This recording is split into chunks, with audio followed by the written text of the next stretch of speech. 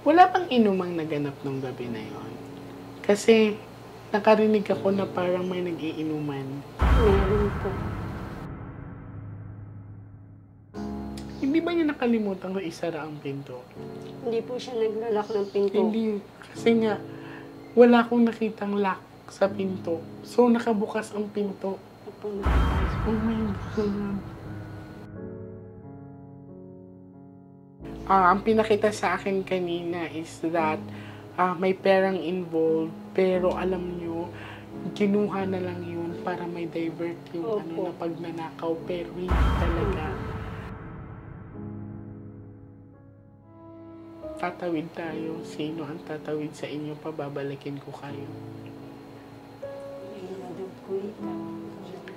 So, pababalikin ko kayo ngayong Friday. Ha? Ang sinabi dito, kakilala niya. Hindi po pagnanakaw talaga yun.